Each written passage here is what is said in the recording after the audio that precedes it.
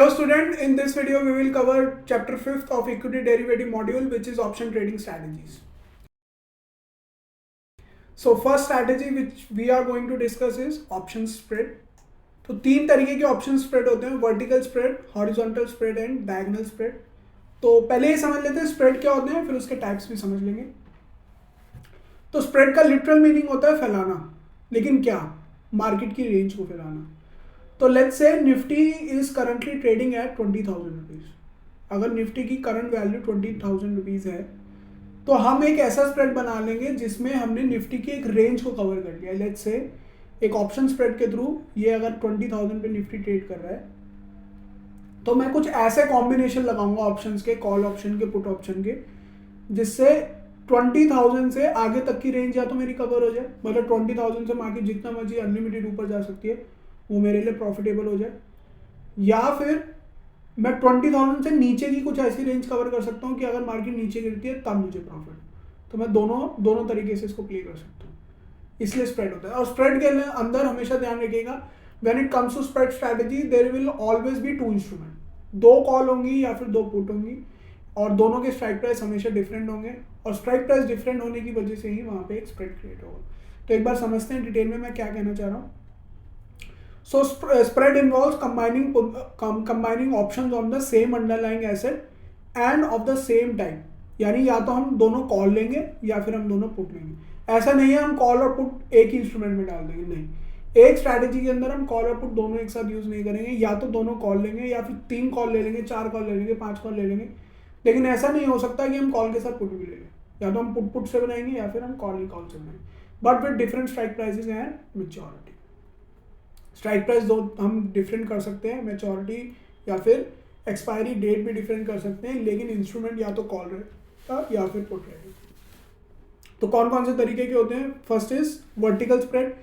Vertical spread का क्या मतलब होता है, जहाँ पे एक्सपायरी तो सेम होती है लेकिन डिफरेंट स्ट्राइक प्राइस होती है.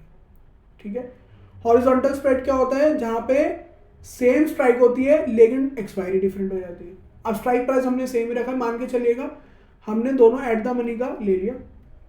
एट द मनी का, अब जैसे करंट एक्सपायरी की बात करूँ तो एक कल एक्सपायरी होने वाली है, तो माने चलिएगा एट द मनी का 14 दिसंबर वाला कॉन्ट्रैक्ट ले लिया. फिर उसके बाद एट द मनी का एक सेल कर दिया और एक बाय कर लिया. 21 दिसंबर का मैंने सेल कर दिया. ठीक है. डायगोनल स्प्रेड क्या होता है, different expiry as well as different strike price. अब एक बार इसको प्रैक्टिकली थ्रू एग्जाम्पल हम समझ भी लेते हैं. First is coming vertical spread. Spread में हमेशा we need to buy and sell as well. Buy an option, अब वो कॉल भी हो सकता है और वो पुट भी हो सकता है. उसके बाद सेल एन ऑप्शन, दोनों में या तो कॉल होगा तो कॉल ही होगा या फिर पुट होगा तो पुट होगा. तो अब वर्टिकल स्प्रेड के अंदर क्या है, ये तो स्प्रेड का डेफिनेशन हो गया. अब वर्टिकल स्प्रेड में क्या है, वर्टिकल स्प्रेड पे same expiry but different strike. Same expiry but different strike. तो हम क्या कर सकते हैं, मान के चलिए अगर निफ्टी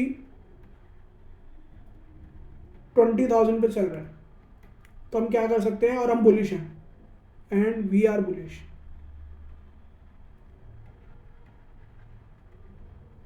तो हम क्या करेंगे, 20,000 का कॉल बाय कर लेंगे क्योंकि हम 20,000 से बुलिश है. अब हमें एक बाय करा तो एक सेल भी करना पड़ेगा सेम एक्सपायरी का. तो एक काम करते हैं, हमें ये पता है कि 20,000 तो जाएगा, पर हमें लग रहा है 20,500 नहीं जाएगा, तो 20,500 का कॉल हम सेल भी कर देंगे. तो ये हो गया आपका वर्टिकल स्प्रेड. ठीक है. ऑन द सेम साइड हम ऐसा भी कर सकते हैं, अगर आप, ये तो केस हो गया आप बुलिश हैं, अगर हम बियरिश हैं तो vertical spread in bearish case.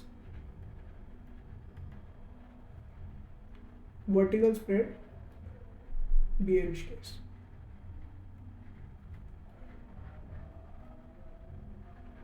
Again Nifty will be on 20,000 and we are bearish. अगर हम बियरिश है तो हमें प्ले कैसे करना है, थ्रू पुट पे प्ले करना है. तो कैसे करेंगे, वी विल सेल 20,000 स्ट्राइक वाला पुट, और हमें ये लग रहा है कि जाएगी लेकिन 19,500 से नीचे नहीं जाएगी, then we will buy, sorry यहाँ पे बाय आ जाएगा, सेल की जगह यहाँ पे बाय आएगा।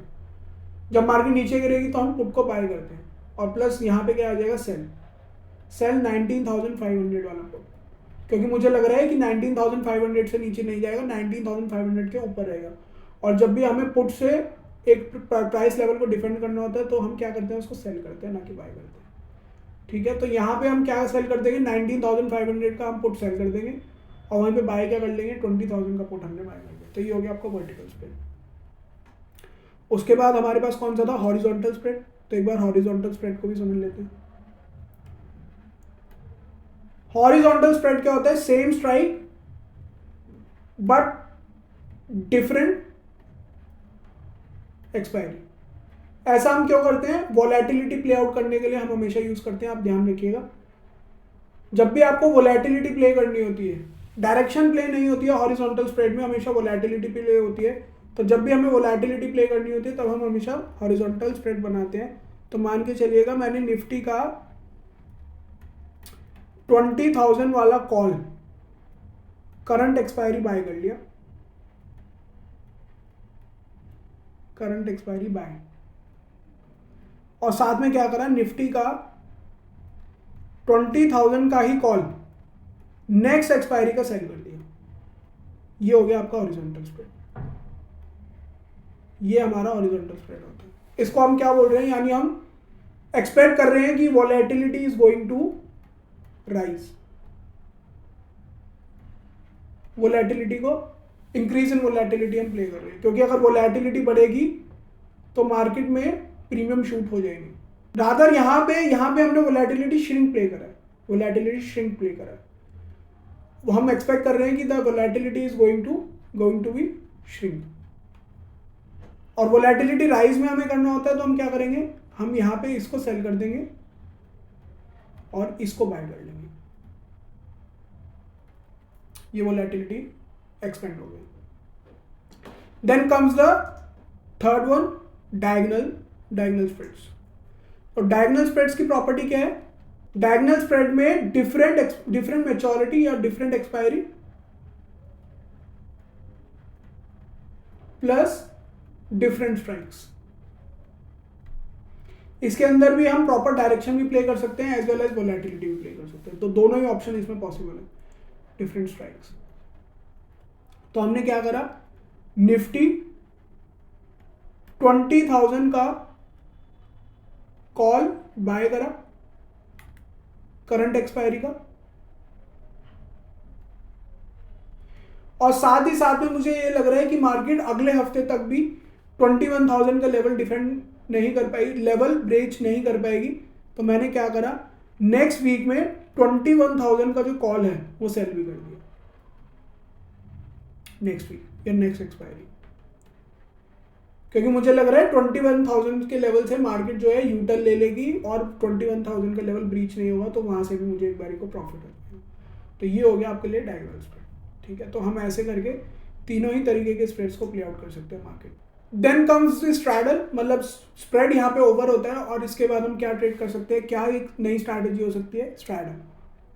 तो स्ट्रैडल क्या होता है, स्ट्रैडल के अंदर this strategy involves two option of same strike price and same maturity. Again कुछ सॉर्ट ऑफ स्प्रेड है, लेकिन यहाँ पे एक कैच है, और कैच क्या है कि ये एक कॉल से और एक पुट से बना के मिलता है।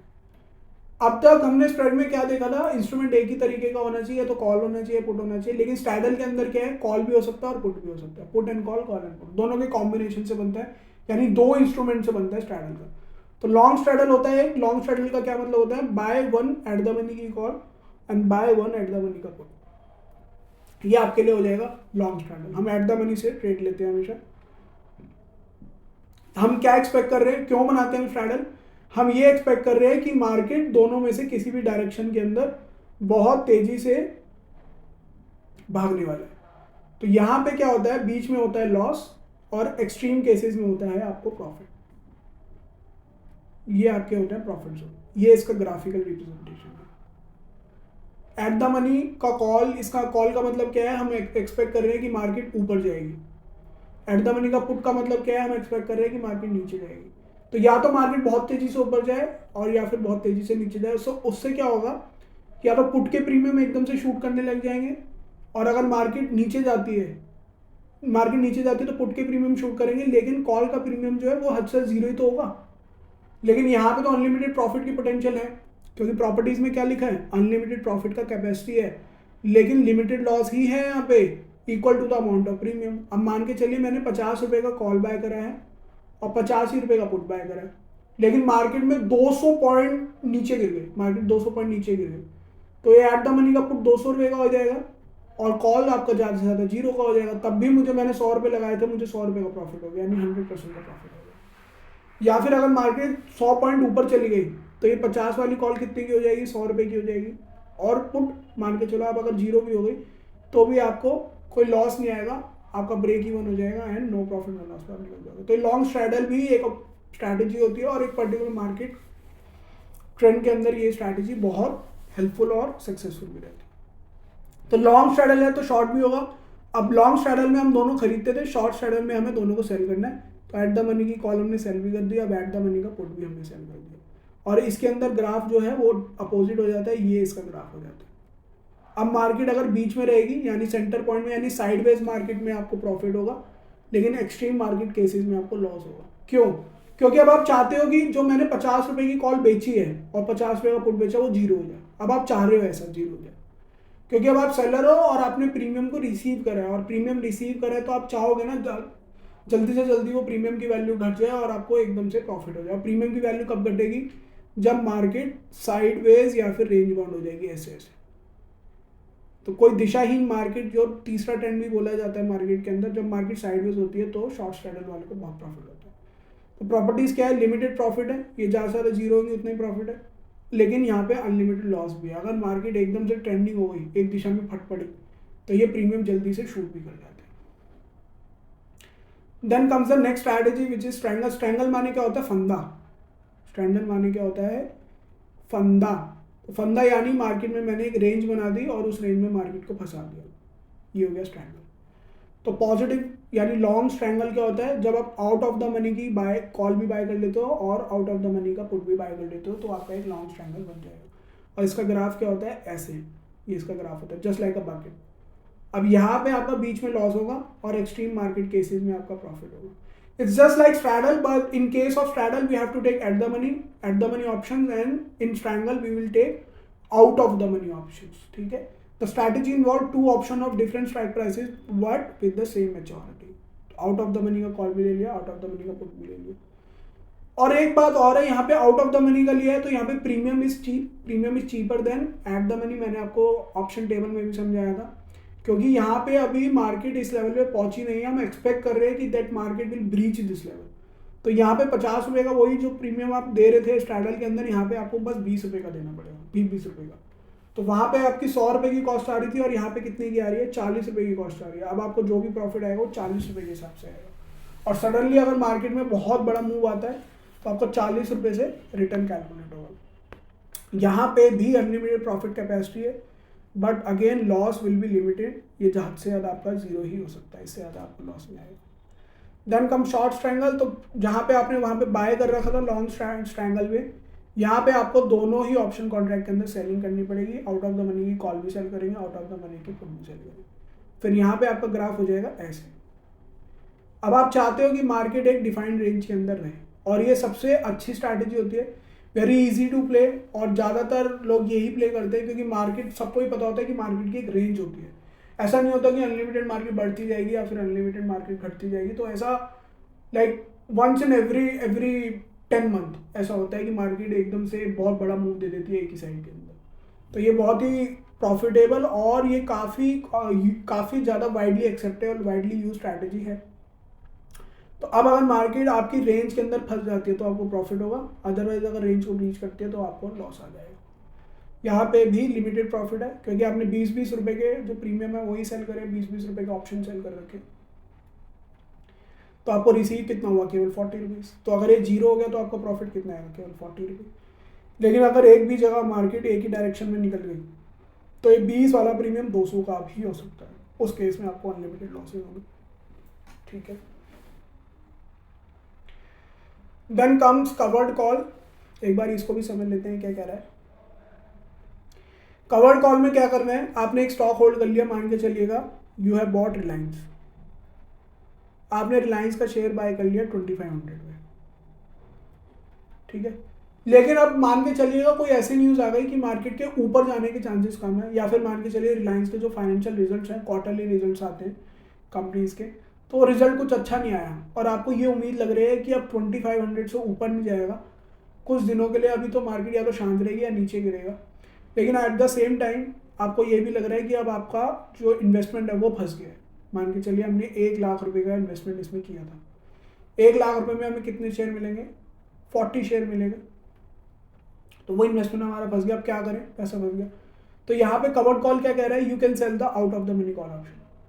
किस लिए, for generating income receive through premium. आपने यहाँ पे आउट ऑफ द मनी के कॉल ऑप्शन जो है वो उसको सेल करा है।